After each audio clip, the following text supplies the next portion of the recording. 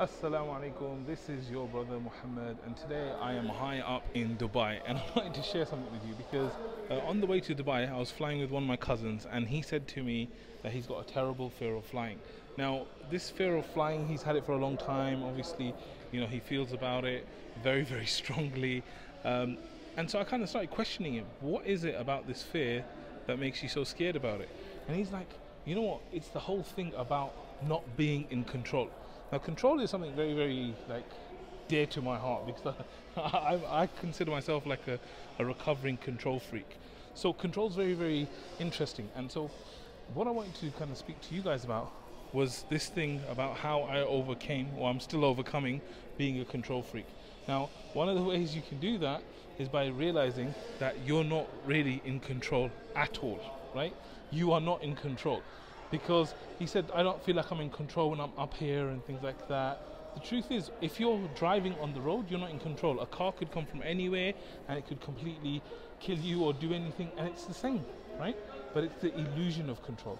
And so I want to demonstrate to you this to you in a funny way, because I'm with some other cousins and stuff, and they had a different fear. So for example, we're in this building, it's really high up, right? And they've got this glass panel, which I'm going to show you right now. And the glass panel is something that you have to walk over and you can actually see the bottom of it. So let me just show you what it looks like. Okay, so here's the panel. As you can see, it's glass and it goes all the way down to the bottom, right? And so when I got up to the lift, because I arrived late, two of my cousins, they were standing by here, by this path, and they were scared to walk onto it because they felt like, well, it's glass and it could break and it's dangerous, right? And so because of that fear, they didn't step into it. Now, the reason why I talk about the illusion of control is because the irony of this whole situation, and by the way, it's kind of fine to walk on, is that this place is super secure, to the point where they've actually got, if you can see, they've got two different sets of glass as a protection, right?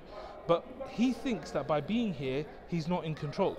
But what he doesn't realize is right next door here, like if you look at this place, the truth is he feels safe standing here.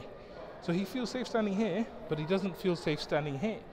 But the illusion, and this is the whole thing, the whole problem is that you're still high up. Like over here on the ground, you feel like you're in control, when your level of control is exactly the same as this. Just like that glass can break, the floor that is here can break, right? And so this is a big thing when it comes to control freaks, realizing that the truth is you're not in control. The one who is in control is Allah, and that's it. Now, of course, there's things you can do to minimize, maximize risks and change things up. I'm not saying you don't do any of that, but what I'm saying is that if you let your fear basically dictate what you do, then you will become its slave. And we as Muslims don't want to be slaves to anything except Allah. And so what we need to do is we need to actually grab our fear, and we need to just feel the fear and do it anyway. Because when it comes to fear, it's something that breeds on time. The longer you take to do something, the more fear you'll have. So if you're scared of something, like you fell off a bike and then you don't get back on the bike, the longer you leave it, the more the fear will breed. But if you take action, it destroys fear. And so what I did with these cousins is I basically grabbed both their hands. I said, say Bismillah, right? Say Bismillah. I grabbed both their hands and then I just walked onto it. And then after a minute, he kind of walked. He was still shaking a little bit. He looked at it, and then I explained to him this whole thing about illusion of control. And then obviously he felt a little bit better being there.